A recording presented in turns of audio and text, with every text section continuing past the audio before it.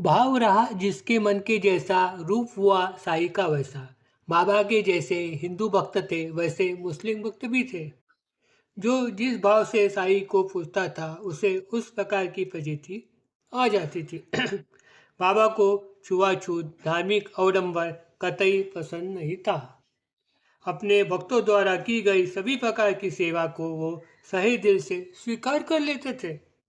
अगर कोई उसमें खोट निकाले, अगर विरोध करे, तो साई को बिल्कुल भी पसंद नहीं आता था। आज भी इस बात की प्रतीति उनके भक्तों को आ जाती है। इस बारे में अखंड श्री साई कृपा के लेखक श्री रविंद्रनाथ ने लिखते हैं, 13 जुलाई 2007 शुक्रवार के दिन मेरे ही बारे में घटित घटना में आपको अभी बयान करने वाला हूँ।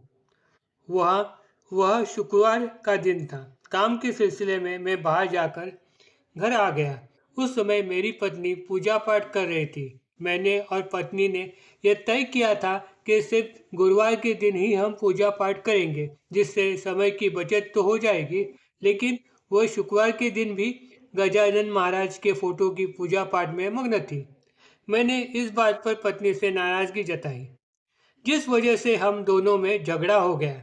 भला पूजा पाठ के लिए काहे का दिन और काहे की रात? यह तो भक्तों की श्रद्धा भाव का व्यवहार है। मेरी ये गलती बाबा ने मुझे दिखा दी।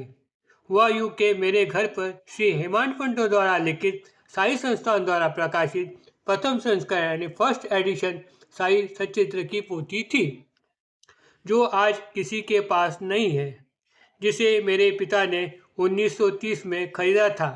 उसी तरह मेरे पास साई द्वारा भेंट स्वरूप मेरे पिता को दिए गए चांदी के खड़ाव यानी पादुका थे। इस पवित्र चीजों के दर्शन हेतु साई भक्त प्रकाश जोशी मेरे घर पर आ गए। श्री प्रकाश जोशी ने पोथी और पादुकाओं के दर्शन पश्चात मुझे भेंट स्वरूप उनके द्वारा लिखित पी लो रे यह समस्त, यह उनके द्वारा लिखित मराठी ग्रंथ भेंट स्वरूप अर्पित किया।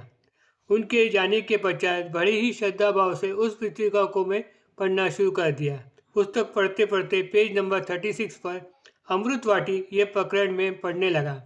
कॉलम नंबर 6 पर मेरी नज़र थम गई। उसमें यह सीख दी गई थी कि अगर कोई सच्ची श्रद्धा भाव से अपने आराध्य देव की पूजा अर्चा कर रहा है, तो उसको ना टोके या कोई बाधा न लाए। इस विचार ने मेरे मन को झंझोड़ कर रख दिया, और मैंने जो अपनी पत्नी को ईश्वर भक्ति करते समय टोका था, वह गलत था। यह बात मेरे समझ में आ गई। मैंने तुरंत ही श्री गजानन महाराज की माफ़ी मांग ली। इस सारे बातों से आज भी बाबा का अस्तित्व है और योग्य समय वो अपने भक्तों को मार्गदर्शन करते रहते हैं। ये बात मेरे समझ में आ गई। Om Shri Ram. Please like and subscribe my channel.